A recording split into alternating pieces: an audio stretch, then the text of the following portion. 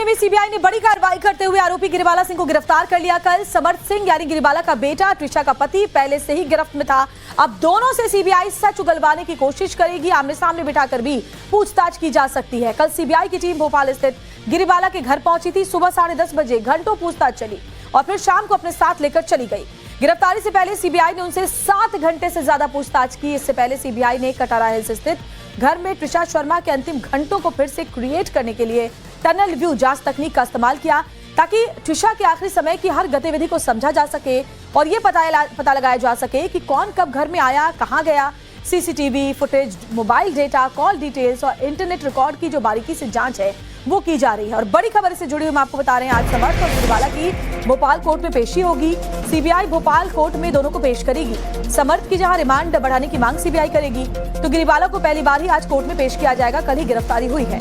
कल 7 घंटे की पूछताछ के बाद गिरिबाला को उनके घर से गिरफ्तार कर लिया गया था।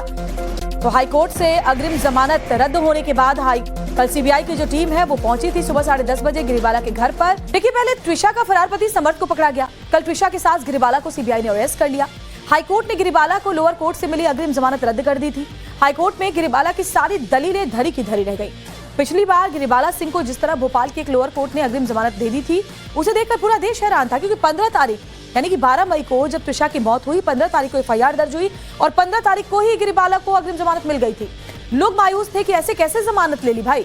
लोग अलग अलग प्लेटफॉर्म पर इस बात की चर्चा कर रहे थे कि रिटायर्ड जज गिरिबाला सिंह ने अपने रुतबे का इस्तेमाल तो नहीं किया, जबकि गिरिबाला सिंह पर संगीन आरोप है। अब दहेज प्रताड़ना और मानसिक उत्पीड़न, जबरन गर्भपात कराने का दबाव का जो आरोप है वो उनके साथ है। सबूतों के साथ छेड़खानी करने का जो आरोप है वो भी गिरिबाला सिंह पर लगा। उन्होंने कई लोगों को फोन किया और जांच में असहयोग लगातार उनकी ओर से किया जाता रहा।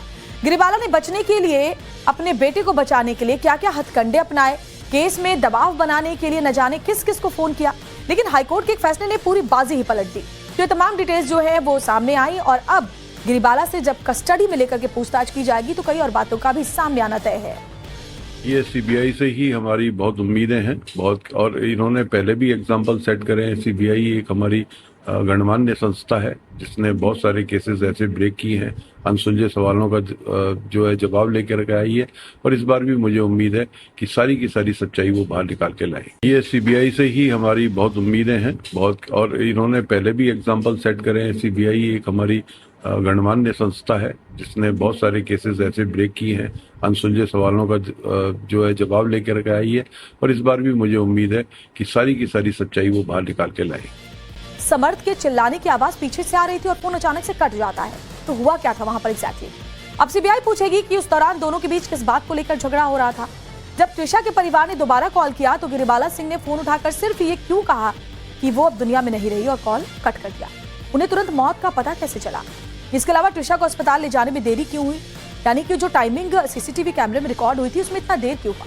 सीबीआई के एफआईआर के मुताबिक दिसंबर 2025 में शादी की विदाई के समय गिरिबाला सिंह पर 2 लाख रुपए की मांग करने का आरोप है। इस लेन देन और मांग के पीछे की क्या सच्चाई है, ये भी जानकारी हासिल करने की कोशिश होगी। पोस्टमार्टम रिपोर्ट में त्रिशा को जिंदा रहते हुए फांसी लगाने की पुष्टि तो हुई है, लेकिन त्रिशा के शरीर पर चोटों के निशान भी मिले हैं। सीबीआई अब ये जरूर पूछेगी कि मौत से ठीक पहले ये चोटें त्रिशा को किसने और कैसे पहुंचाई, चोट लगी कैसे। सीबीआई ने हाईकोर्ट में कहा कि पूर्व जज होने के नाते गिरिबाला सिंह जांच को प्रभावित करने की कोशिश कर रही थी और सहयोग नहीं कर रही थी। अब सीबीआई ये भी पूछेगी कि क्या उन्होंने अपने रसूख से साक्ष्यों को दबाने की कोशिश की।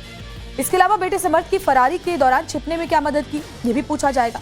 तो ये तमाम सवाल हैं जो अब उनसे पूछे जाएंगे, सीबीआई अपनी कस्टडी में लेकर सामने रखेगी। देखिए, त्रिशा की मौत को लेकर अब सीबीआई हर पहलू को बहुत बारीकी से जांच रही है, ताकि त्रिशा के गुनहगारों को सलाखों के पीछे पहुंचाया जा सके। यही वजह है कि सीबीआई की टीम समर्थ को लेकर उसके घर पहुंची, जहां पूरे घटनाक्रम का सीन रिक्रिएशन करवाया गया। सीबीआई ने घटनास्थल यानी कटारा हिल्स वाले घर में त्रिशा शर्मा के अंतिम घंटों को फिर से रचने के लिए टनल व्यू तकनीक का इस्तेमाल किया। अब इसमें क्या होता है कि क्राइम सीन का 3D वर्चुअल मॉडल तैयार किया जाता है। दरअसल सीबीआई इस डिजिटल रिकंस्ट्रक्शन से ये जानना चाहती है कि घटना के दौरान त्रिशा के घर के किस किस हिस्से से वो होकर गुजरी थी, ताकि पूरे घटनाक्रम का एक बाकायदा सीक्वेंस तैयार किया जा सके। सीबीआई मिनट टू मिनट की टाइमलाइन तैयार कर रही है, जो मौत से पहले त्रिशा से जुड़ी हर गतिविधि, जैसे बातचीत हो, डिजिटल एक्टिविटी है, उसे बारीकी से ट्रैक करती है। इसके अलावा CCTV footage, phone data, wifi log, call detail record और कमरों की फॉरेंसिक मैपिंग को मिलाकर घर का एक वर्चुअल वॉक थ्रू तैयार किया गया है।